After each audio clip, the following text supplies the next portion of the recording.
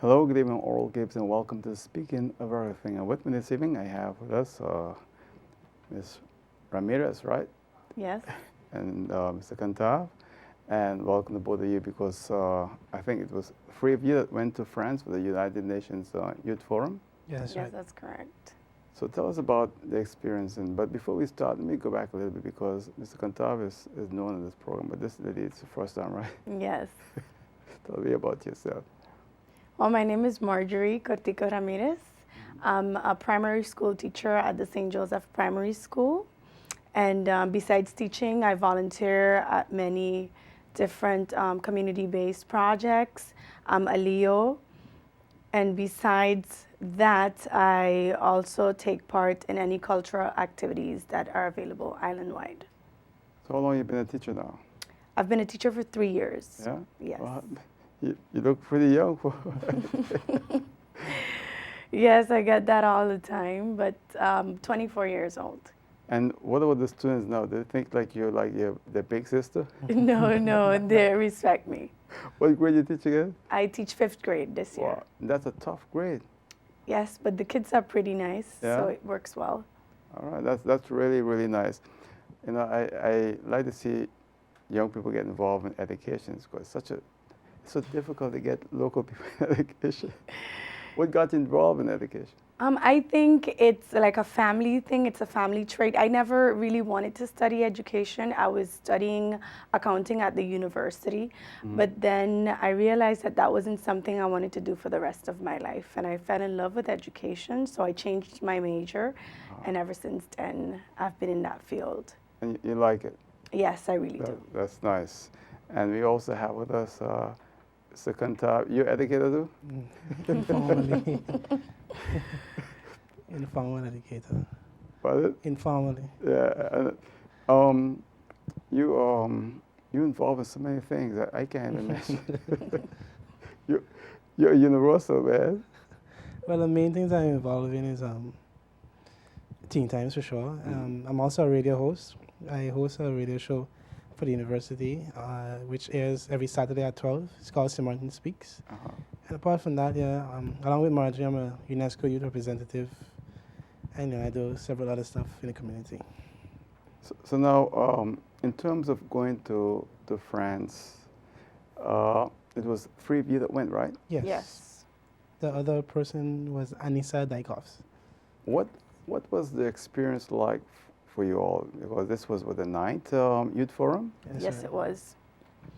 It was a great experience. It was mind-blowing.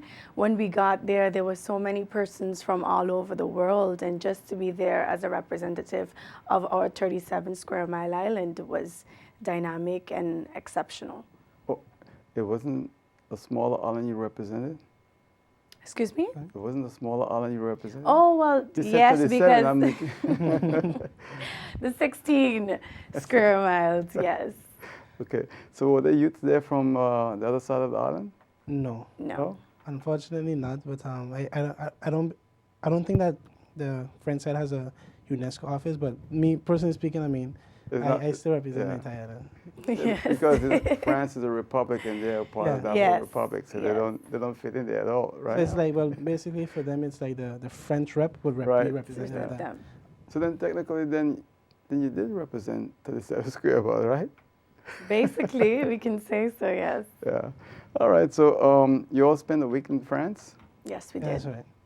and for people who don't know what this is all about, is there age limit or who can attend this youth forum? Well, as far as being a UNESCO representative, the age limit was 18 to 24. However, like anyone could have still applied, be part of the forum, but they would then have to apply directly to the UNESCO website. Oh. Through the UNESCO website. Okay. So now I need to know what it was about. Did you come back a little wiser, a little more concerned about youth affairs in the world? Anyone? Yes. It was mainly about climate change and sustainable development. How can you empower your society, or how can you make a change in terms of those fields?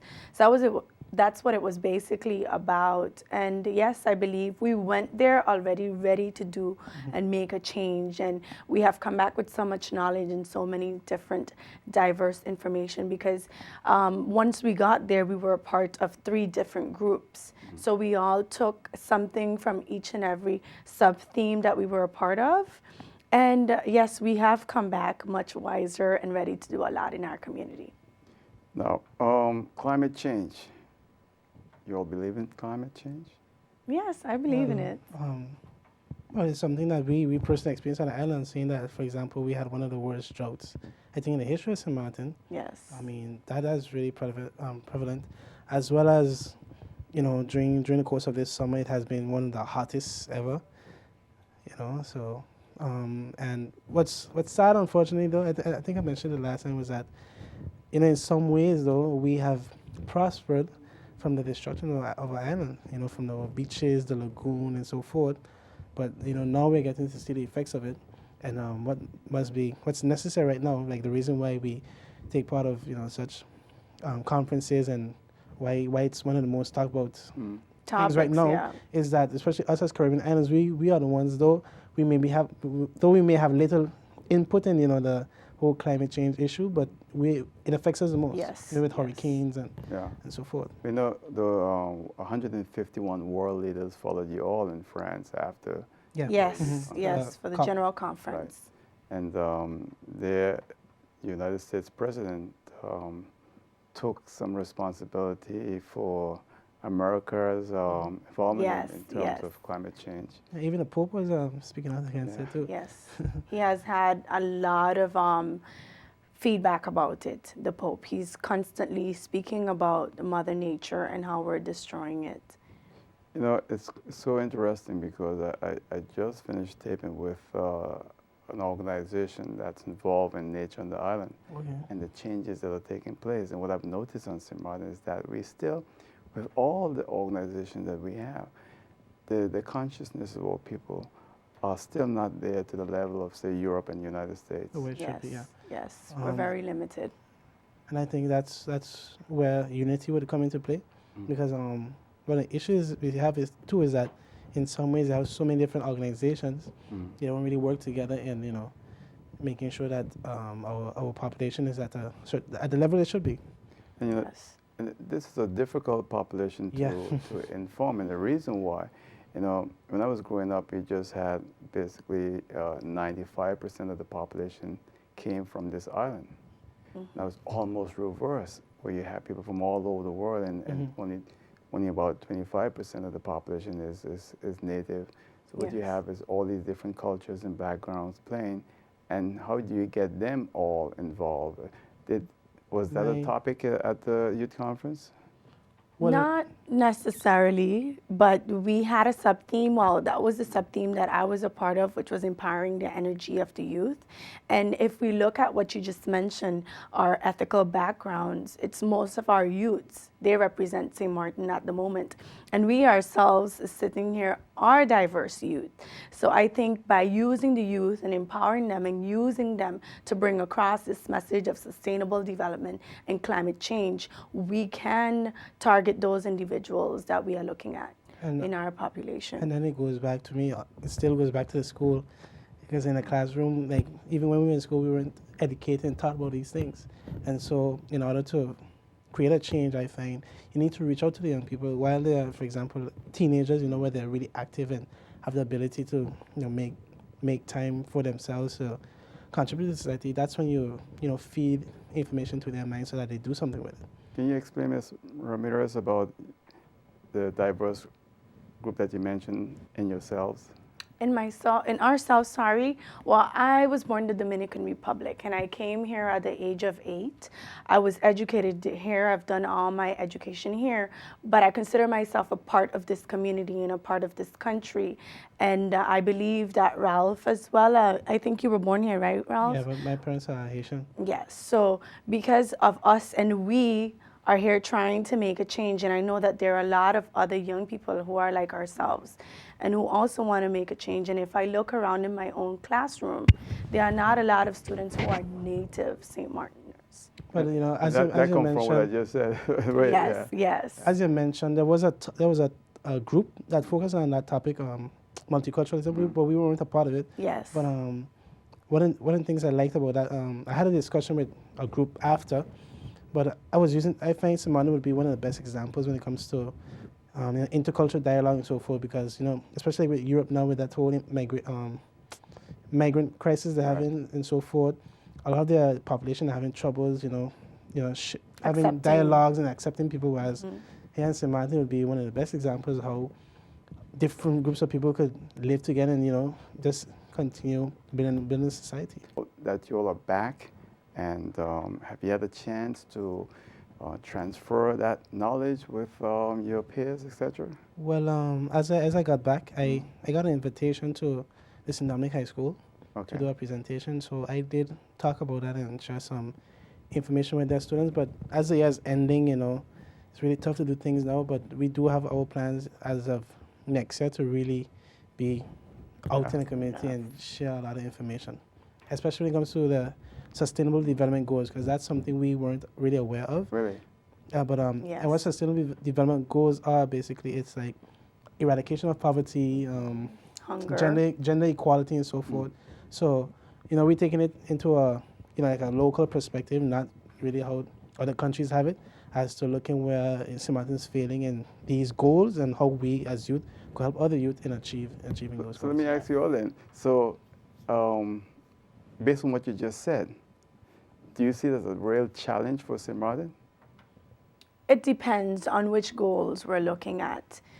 The hunger, I wouldn't say necessarily that it's a challenge for us, because we don't have a great population of persons that are out there hungry. We do, and it's there. It might not be in front of It's us not and in our glaring. eyes, yes, to see, but it's there, and it's something that we cannot hide.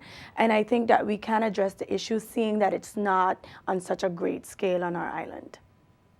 And you, Iskandar?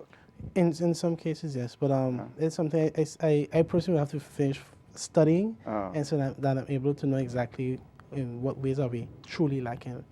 Okay, so now in terms of the youth, you all met other young people there, right? Yeah. Yes.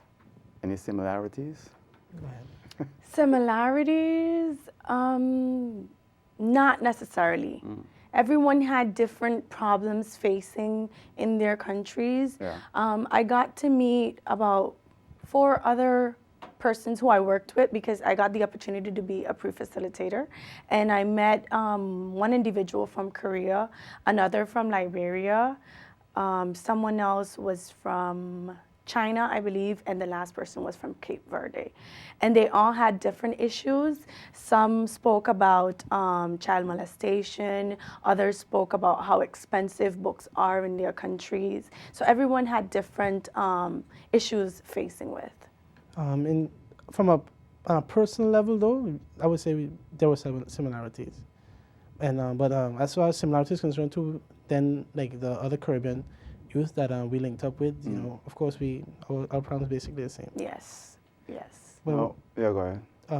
one of the best things about, you know, such a platform, though, was the fact that we were able to network and meet, you know, with people from all over, because basically, for example, I went to the intention of meeting like many individuals who were like interested in politics, history, and so forth. And so you get to learn a lot from people, you know, from them, as well as, you know, being able to contribute to them. Because, for example, I met this guy, I think he was from Kenya, who, for example, he's 19 years old, and he decided, well, he's going to write a letter to the World Bank, getting finance for one of his projects. And so it's amazing when you meet, you know, people like that who really go out of their way to do something Yes. to improve their country, and there were a lot of those. Okay. Mhm. And Yes. and you, sorry, say yeah. So you were satisfied with the experience and everything else? Yes, Yeah. definitely, definitely. I wouldn't have traded it for the world. It was a really great experience. And now that you're back, right, and you are speaking with your peers, do you think they're really aware of global warming and all these different global issues?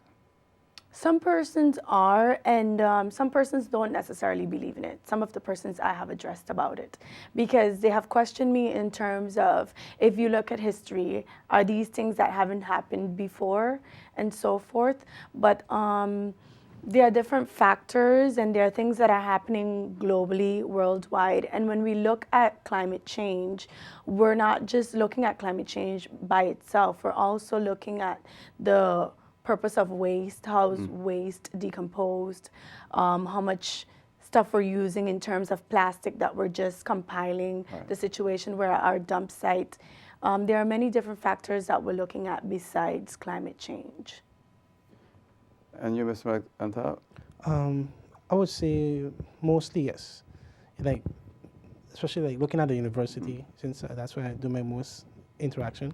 A lot of students are aware of the challenges that we face, but yeah, as Marjorie mentioned, it's more than just looking at what it would do, say, to like the land, but then looking at things we could do as a society to offset, certain things. You know, what surprises me is that when I listen to you all and I look back at myself, I feel like my generation, we had more of a fire to really see things done and get things done. It seems like young people today really don't care much about what's going on, and I don't want to believe that. I'm just saying it seems like that to me, but I wonder if there are some underlying issues why that's happening, or why it appears to me that most young people probably don't really give a damn about anything. The reason why I say that is that I have 3 live call-in shows weekly, and I don't get young people calling. I get the people that call 40 and up. I only once in a while I'll get a young person, and that never used to be like that. I think it's because of the distractions and the lack of awareness. Awareness plays a major role. Really? And like the information is there, but they are blinded by the other non-important things that are in front of them. I would definitely agree with you. I find, and that's why I was really intrigued and really interesting in how to empower the youth, because I find like our youth are not interested in anything. They're just very laid back and very laissez-faire. To be honest, I was pretty shocked when I found out that we were the only persons who applied for this. Really? Yes. Yeah. For example, the previous UNESCO forum in Jamaica, I was the only one who applied. And it's like, these are the type of experiences that. But that information was provided to everyone, to the young people? people? Yeah, it was in the newspaper, newspaper, it was on Facebook. Social sites, So it it's was not to say- everywhere. Well, it's strange because my second daughter applied in 2010 to write an essay about if she was the governor, what she would do. And I think she was the only person from St. Martin, while Curacao, Bonaire, Sabin Station all had more applicants. She won for the Nellis St. Hills at the time. But at the time, we understand that she was the only one that submitted a paper. So it seems that young people really don't know or don't care what's going on. Yeah, they're disenfranchised. That's why at the end of my whole focus though is like how do you get them to be more involved? Yes. But my based on, for me, it's like I find I could do my contribution just by going to the schools and trying to reach them to take part of stuff that's going on in the community. Yeah. And that they could take do their own initiatives as well to make things better. Well, And that was a really big highlight there at the UNESCO Youth Forum, because you're seeing all of these youths. And one thing that really impacted me was a young lady from Italy that said, we're being called to be the persons of tomorrow, but why can't we be the change of today? With such a fire, with such a drive to really trying to make a change in their respective societies, it was something really I could say out of this world, because I don't experience it here. Most of our youths are like, okay, I have a job, I have a car, and that's basically all that I need. yeah. I tell you what, I like what you just said. Because it's amazing. When I was when I was growing up, I had the option to have a car, and I decided to save my money and go away and study, because I said, you can always have a car, you can always have the nice girls, but you can't always have an education. That's true. Sure. And that's why I say, no, let me give up all of that and go and study. And I think it's important. Yeah. I think so too. Yeah. And what's also necessary is for the concerns of young people on the island to be heard, because their voices are not being they're not being heard at all. In But they're sense not of, speaking. So they can but in some ways too, you have to reach out to them because take the first step. I'm speaking like government wise, it's necessary. Say if you're gonna come up with a youth policy to help young people who are going through so much of different problems, listen to what they have to say, because in talking to young people too, a lot of them are reluctant to doing something because for them it's like nothing will happen, nothing will But change. they feel they're not given Yes. importance Yeah, also. exactly. Yeah. That. But it's strange Two because sides of the coin. our leadership needs to ask questions and listen.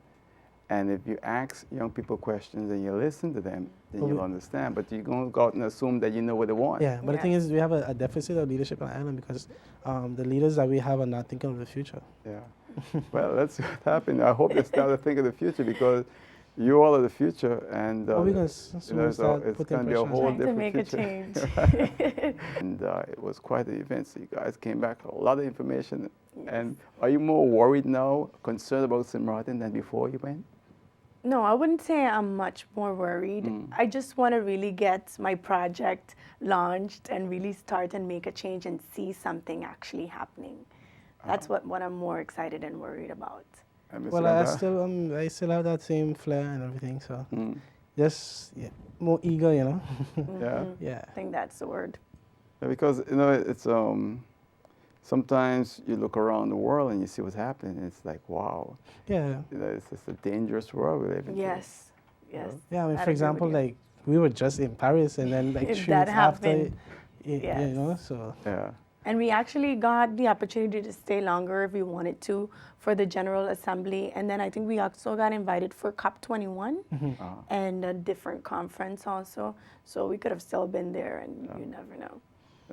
But I think change comes through young people, and old people don't make change, although they're trying to, and that happens throughout the world. And I think we have to learn to acknowledge that. was Yes, just So learn yeah. from often them. people don't want to give up. Yeah. And you have an older population who's just holding on to one. Yeah, give yeah. up. Yes, yes. It was, you see, That what, is true. their role, if they truly care about Samana and taking the island forward, would be to serve as as an advisory body, guiding the youth. This is what you're supposed to, this is what you're not supposed to, because etc. etc. So Yeah. you can agree with that? in a Yes, way? I can agree. And I think that as humans, we need to come to terms with the fact that we might have our moments now, but then we also have to make room for someone else. We can't always want to be in power. Yeah. There's always someone else that needs to take our place. And when you look in your classroom at the youngsters, did they ask you about before we Yes, went to? yes, Yeah? yes. And I really wanted to do it also because last year I taught a third grade, and I really brought the message across since it was part of the curriculum, pollution and everything that had to do with recycling. Yeah. So even my grade 3 students were very excited about the fact that I was going to Paris Wow. for that. Yes, I can't believe time is going so fast. yes. I'll give you all 20 seconds each, Mr. Kandav.